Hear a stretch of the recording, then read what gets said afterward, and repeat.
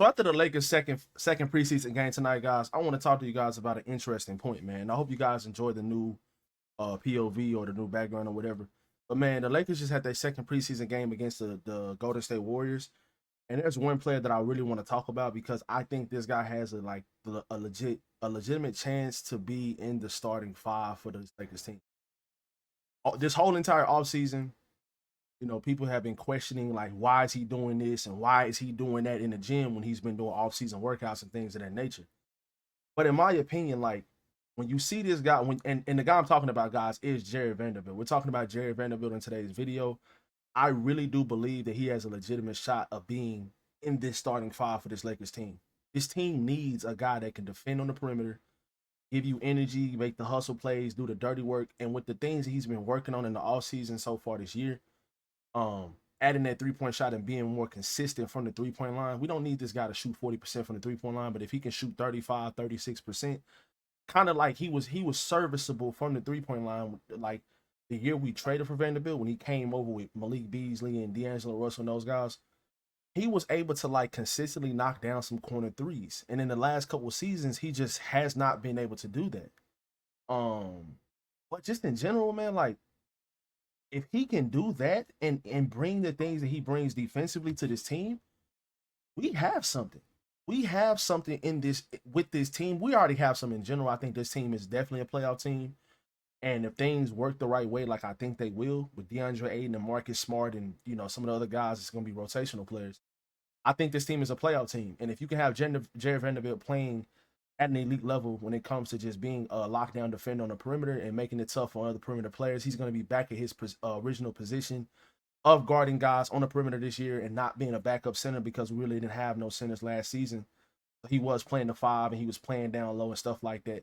He can get you 8 to 10 rebounds. He can guard the other team's best player. And if he can knock down occasional corner threes or timely threes or just not be just completely bad in that area, and finish some shots around the rim because for his size, he should be able to finish shots around the rim. He's not the most athletic guy when it comes to like jumping and just finishing around the rim. But when it comes to his lateral quickness and his ability to navigate screens and his ability to just disrupt and get his hands in the passing lanes, start fast breaks, finish in fast breaks and stuff like that, Jared Vanderbilt can be really, really good for this team.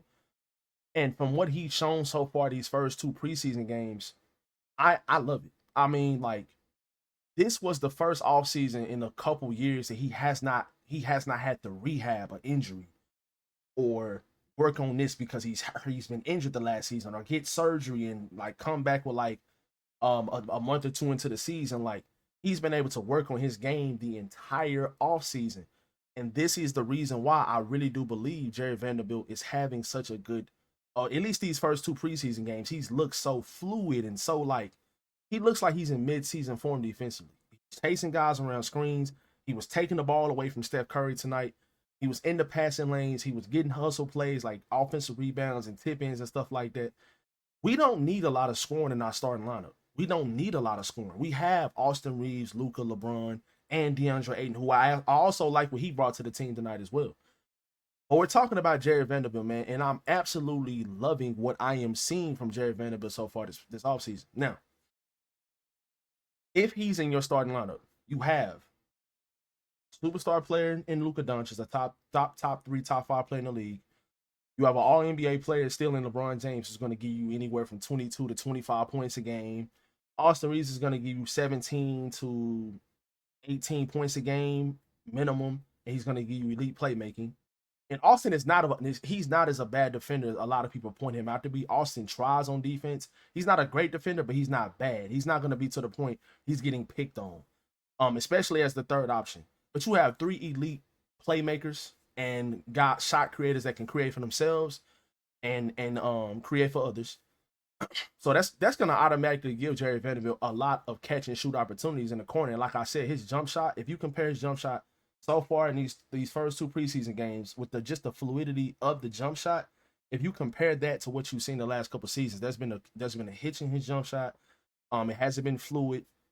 And yeah, man, it's just from what you've seen so far from him compared to what you've seen over the last two seasons.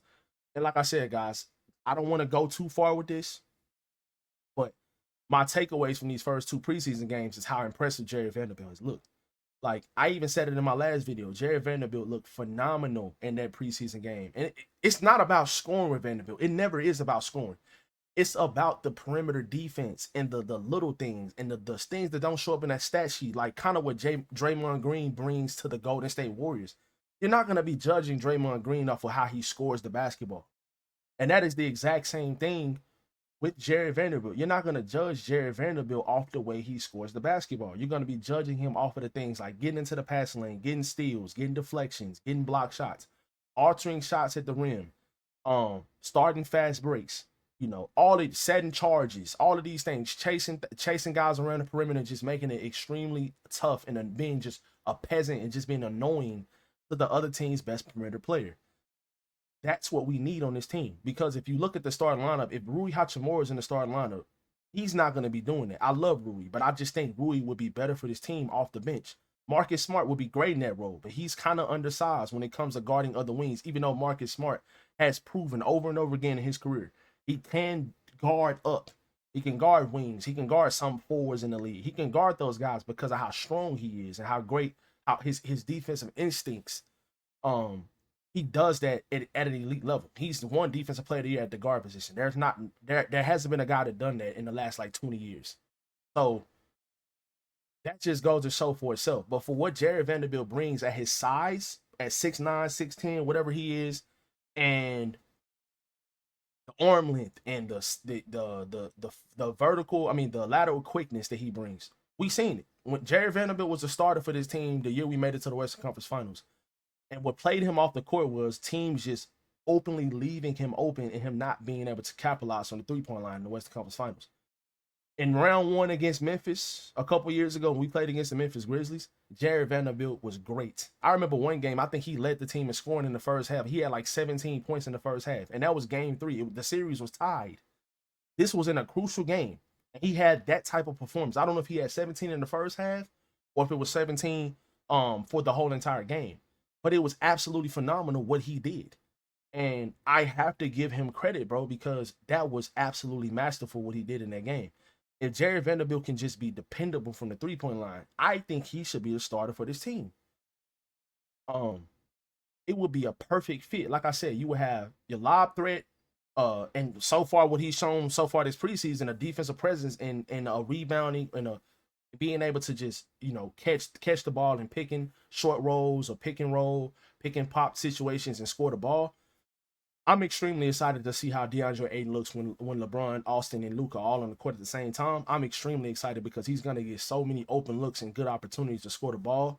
And if he can just be a presence defensively and not, you know, just be that anchor defensively, get rebounds, not allow second chance shots, DeAndre Ayton will be perfect for this team. You have that. And like I said earlier, you have 3 guys, elite shot makers and shot creators in LeBron, Luka, and Austin Reeves. And now you need your connector when it comes to a guy that can just be a perimeter pest on defense. And if he can knock down some timely threes from the corner, I think Jerry Vanderbilt would be perfect for this team when it comes to the starting lineup. And then you can bring Marcus Smart and Rui Hachimura off your bench, and your bench will be just deep. You would have a very, very deep bench. And I just think the fit in the starting lineup from Jerry Vanderbilt being in the starting lineup and Marcus Smart and Rui Hachimura coming off the bench, I just think their fit is better off the bench. Now, if Marcus Smart or Rui Hachimura, who I would prefer Marcus Smart to be the starter, if it's not going to be Jerry Vanderbilt, I would prefer for it to be Marcus Smart. But if it's not Marcus Smart, I think it should be Jerry Vanderbilt. I don't think it should be Rui Hachimura this season because you have so much versatility defensively in Marcus Smart and in Jerry Vanderbilt. But you have even more in Vanderbilt because of his size. Jerry Vanderbilt will go out there and lead the team in rebounding. Like, he'll literally go out there and play 20 minutes and he'll get 14 rebounds. He'll get 12, 13 rebounds as well. And he'll get you 2 or 3 offensive rebounds and second chance points. You need those type of players. You need that in your starting lineup. If you're trying to make a run in this Western Conference, you need that type of annoying defender that can go out there and make it tough on Shai Gilgeous-Alexander, Anthony Edwards, Kevin Durant, whatever. You need these type of players to go out there and just make it tough on these other perimeter players. And Jerry Vanderbilt brings that to your team. Let me know how you feel about this in the comment section below, guys. Would Jerry Vanderbilt be a good fit in the starting 5 if he can, knock down consistent threes and just be the absolute pest he is on defense. He looks like he's in midseason form already defensively. He's moving so well, so fluid, and that just makes me excited about where he can be at in a month or two from now.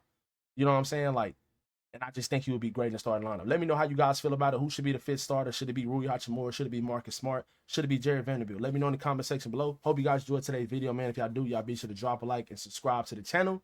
I'll catch you guys in the next one.